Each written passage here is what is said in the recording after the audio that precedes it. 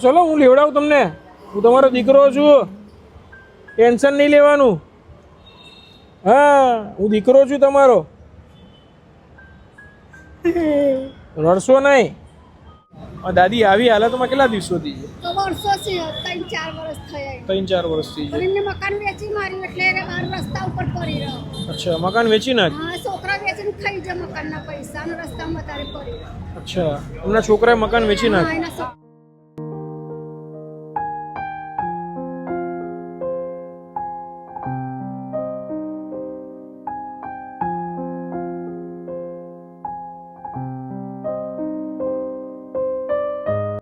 તમારા મારા સાથે આવું છે ને, આપશે ને ખાવાનું આપશે, બધું જ આપશે. હા, ચલો આવતા રહો મારા સાથે.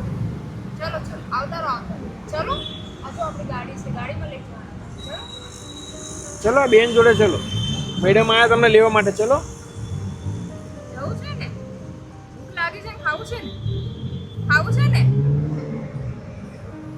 ચલો ને ખાવાનું આપશે. ચલો ચલો દાદી, રહેવાનું છે આપણે. ચલો અમારી જોડે. હો ને, ત્યાં તમારા જેવા બીજા ઘણા બધા છે. હો, તમે એક નથી, તમને ખાવાનું રહેવાનું બધું આપશે. હા ને.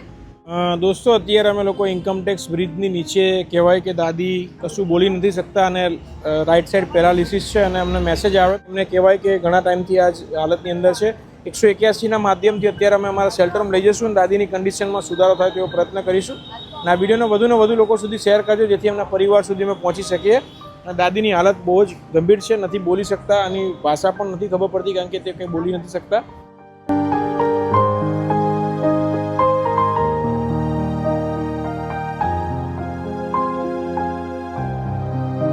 દાદી સારું લાગે?